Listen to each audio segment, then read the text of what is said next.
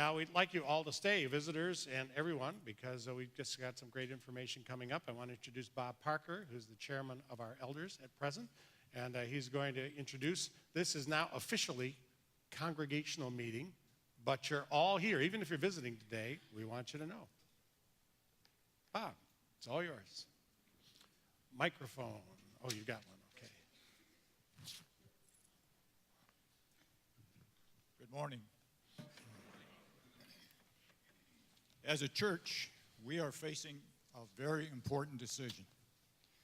We're out of space for several of our growing ministries, and we have a proposed solution that'll provide that increased space and prepare our facility to accommodate our expected future growth. We need to decide whether to proceed.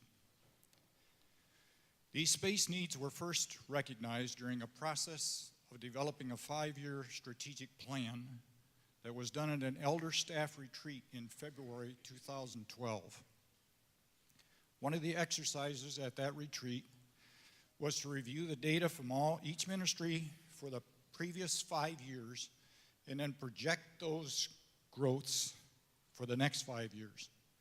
The conclusion was that we're heading for a space crunch. As a result, the Elder Board in April 2012 commissioned the formation of a building planning team to find the best way for us to meet these growing needs. A team of building planning specialists has been diligently working to find and then develop the best solution ever since. They've now refined their plan and the projected cost to the point that it is time for us as a church to decide if it's God's will for us to proceed with this plan.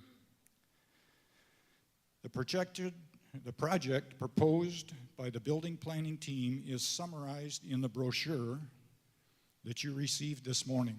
Has that happened? That hasn't happened. No, it hasn't happened.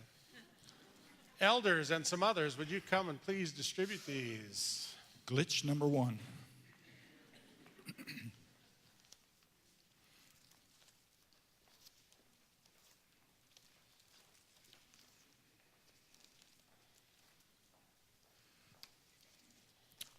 Thank you.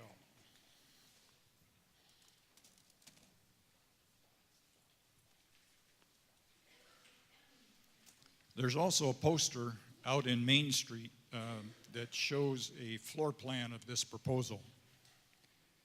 It shows the addition of a new, larger worship space that then allows the kids' ministry to expand into this current worship space.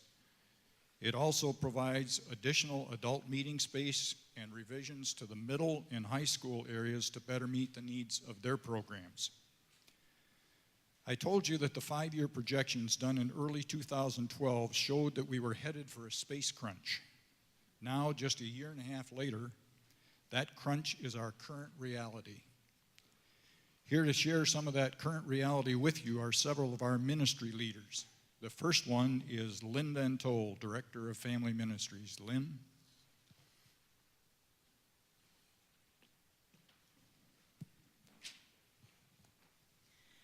God has been so faithful and blessed covenant life in so many ways. One of the things that I am most grateful for is the way that our church family is passionate about growing the faith of our children. It's an exciting time in children's ministry. Our programs are growing. We offer something almost every single day of the week for families in our community. And because of that, our numbers are growing. Take a minute, look around the room, and imagine that every empty chair was filled.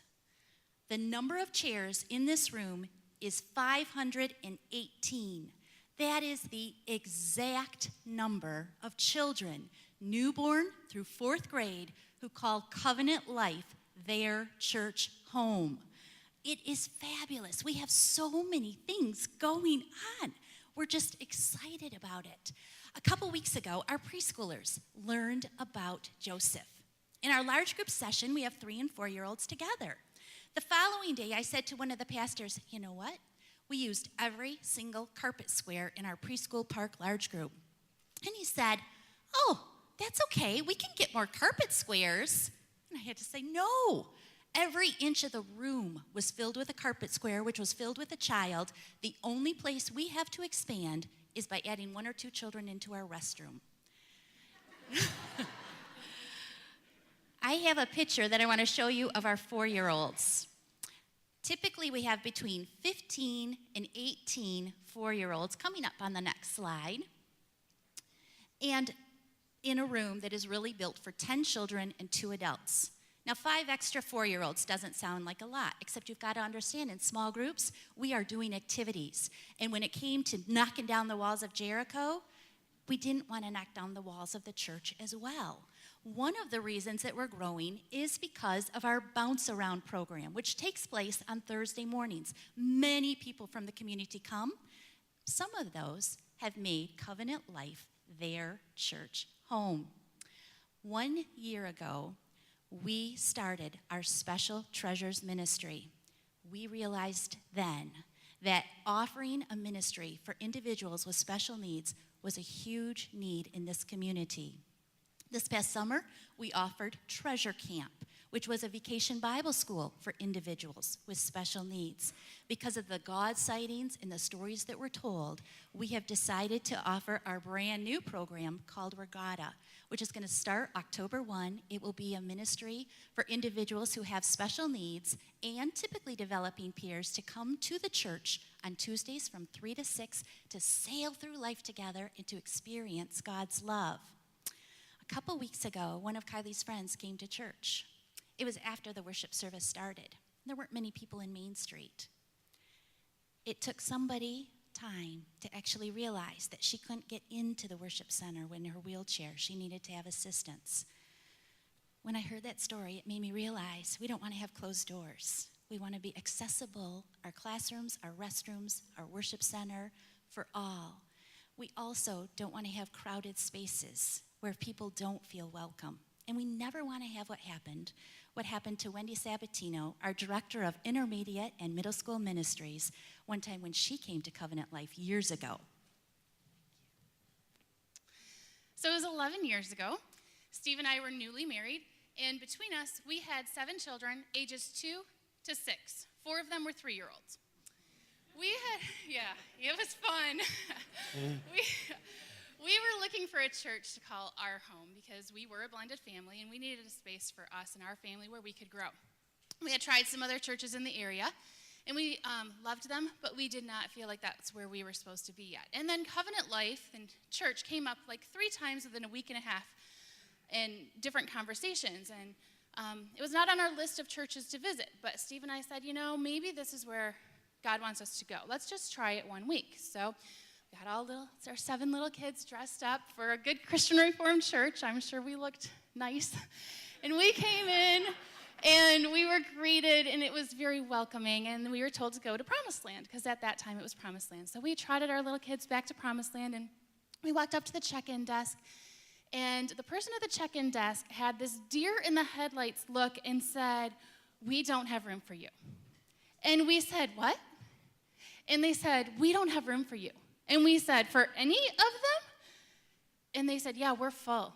And Steve and I looked at each other and we're like, "We're out of here then. This is crossed off our list, closed door. This is not our church." So we turned around and we headed out because there was no way we were going to sit in here with 7 kids ages 6 and under because nobody in that entire section would get anything out of church. So we started heading out of the church. And all of a sudden I hear, "Wait!" And I turn around and I see this lady running, waving her hands, going, "Wait!" And it ended up, it was Bobby Miller. I didn't know that. But she said, "Wait." And we're like, "Yeah." And she said, "Please don't leave. We will find somebody and we will open a room for your kids." And I said, "It's okay. Don't worry about it. I know we have a lot of kids. We probably should have called ahead." And she said, "Well, that's how I was feeling, like I need a reservation for a church." So she said, No, please don't leave. Please, if you can just give me 2 minutes, I will find somebody and we will open a room for your kids. So she went and found somebody. I didn't know it at the time. Actually, I just found out this year. It was Scott Dyke that went and opened a room for our 7 children. So thanks, Dyke. And our kids went into what at that time was the double bubble room. And they had church there. We came in. We loved the service. We went. We checked with our kids. They loved what happened back there. We went to the check-in desk again, and we said, "Hey, listen, we know we have a lot of kids, but we liked your church. And every other week, we have 7 kids. If we come again, will you have room for us?" And they said, we will have room for you. And we've been here ever since. Now, skip forward a few years, I'm now the middle school director. We're meeting in room 7, which at that point was an L-shaped room. We had about 25 kids and 7 leaders, about 35 people. Now, numbers fluctuate, but that's an average, about 35 people every Sunday, and it was working. We had room in that room for 35 people. We had no small group rooms. We asked pastors to clear out their offices. We took space at the bottom of the steps. We had no small group space. But it was working. There's a picture here.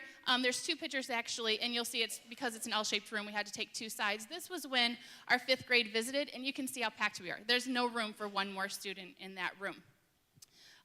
So I would like to just pretend every seat here is filled. If you first 4 rows to right here could just stand up for me and pretend there's another 10 people in this section. This is who we were ministering to, and it was working. Not well. We didn't have space for small group, but it worked. And then as we were talking as staff, somebody said to Sandy, how do you do outreach? And she said, I think the best outreach is for kids to invite their friends. And they're like, that's great. Wendy, do you do that? And I said, no. And they said, why? And I said, there is no room for any more kids. Like, I would love to say that, but I am scared to death that they will bring more kids, and I have no space for them. And you heard about that, and we prayed about that, and we did the next building project. And we now have an entire floor where I can minister to kids. We have amazing small group leaders. This is this April. This is a high number for us, but if the rest of this section could stand up and pretend, no, stay standing. You're still part of our group. So if you could stand up. This is what happened this April. We normally have about 80 people now. In this picture, you see 98 people. We had 98 people both times we met in April, and this is what